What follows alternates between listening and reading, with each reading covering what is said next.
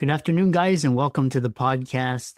I've got Robert Herbst here from Canada, and he is a founder, executive coach, and author, and he teaches clients transforming sales one human interaction at a time. I'm really happy to have him on, and bring him on. Rob, welcome. Thanks for having me, Chris. Yeah, briefly introduce yourself, and I'm excited to dive into the conversation with the guests. Sure. Briefly, I've run a consulting company for the last 34 years in basically Salesforce transformation. We've worked with some pretty large companies like Cargill, Corteva, Pioneer Hybrid, working with their sales forces across North America, a little bit overseas. And that has taken us into some areas of executive development as well for leaders to understand how to transform their cultures and create a structure that's supportive of their leaders, their managers, and their salespeople to become successful. Interesting. And what's interesting is you have this kind of sales, and one thing is there's this stigma of sleazy sales, and you escape that. How do you do that?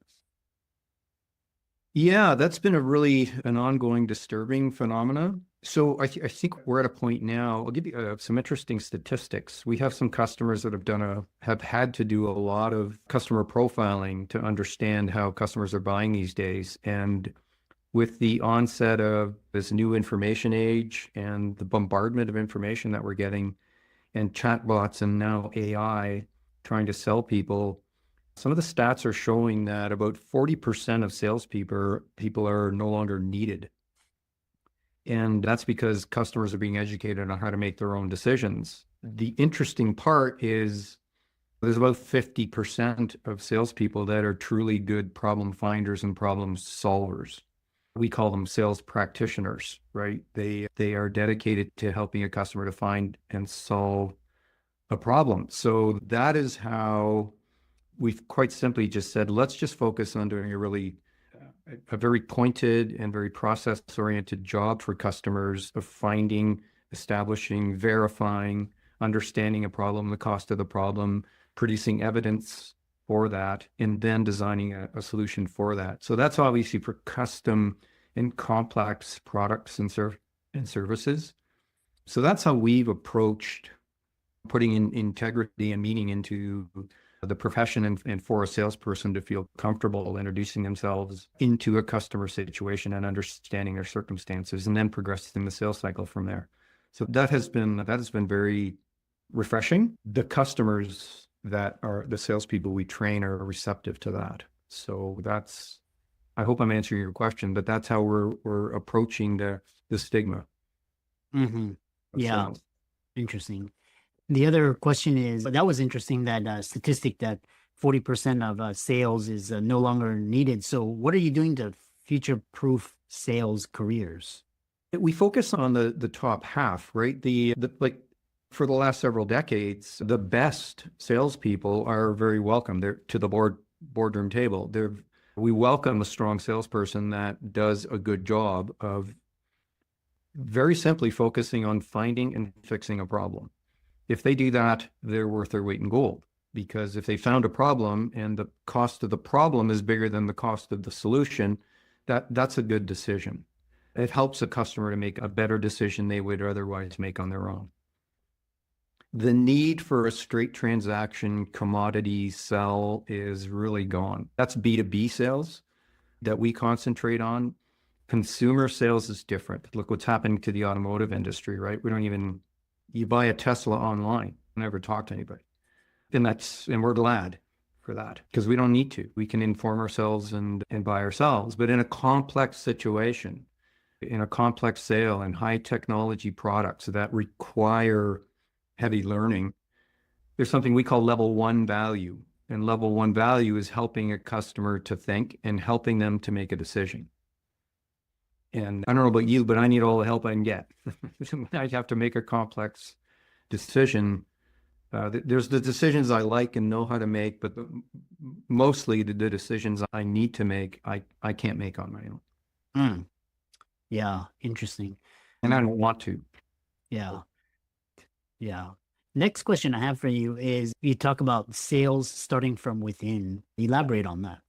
I think we're in a point in time here where there's this kind of existential subconscious thing going on here. We have so much automation.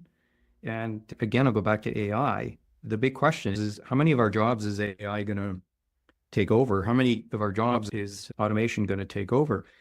The answer is a lot. So where's that going to leave people? They're going to need to find vocations that have meaning. So from a sales perspective, a sales career, which is what we focus on, has very deep meaning. The salespeople that do an incredibly good job for customers, helping them think, help them make decisions, help them find problems, help them fix problems, that is a very meaningful career. So hence, that starts from the inside. Why are you doing this? What's your role? How do you declare your role? If you're just exchanging time for money, that's going to get replaced. And that's for any vocation. Our vantage point is sales, and sales is about truly becoming obsessed with customer circumstances, understanding customer circumstances, dissecting customer circumstances, dissecting customer problems. It's very simple, but the best of sales forces and sales companies and salespeople have been doing that for years. Unfortunately, there's just too many that are dropping off and have to learn this in a more purified way. Mhm. Yeah. Next question is, which was really interesting, is sales is the most honest place you can be. How does that apply to your work? Yeah, I would answer that in two ways, Chris. Number one, obviously, if you lie and cheat and steal, those are the obvious things that you can't do. So that's an easy part of the answer. The second part of the answer is, again, if you're finding a problem, you have to produce evidence. Evidence is produced much like the scientific process. It has to hold up to scrutiny. It has to hold up to peer review. It has to be objective. It has to be factual. The process for finding and establishing a customer problem within their circumstances, it has to take a methodology, and the methodology has to be literally customized to every customer in order to produce honest information. So that's why I say sales is the most honest place you're ever going to be. Because one, obviously you can't lie, cheat, or steal. That's what's so disturbing. It's just, we're so done with this stigma that you were talking about before. But second of all, to produce an honest diagnosis, a needs assessment, that has to be done in a very regimented way, in a very high integrity way that's acceptable and fully understood by the customer before you even start. Yeah. Yeah, interesting. Next question I have for you is, so for individuals wanting to start a career in sales, what industries are going to be the most impactful, and how does AI play into it? Yeah, I wish I had an easy answer. I think we're all in this world where the new budding technologies that revolve very much around AI and how our computer's going to think for us. New softwares for sure are going to be complicated, complex. That's going to require a salesperson.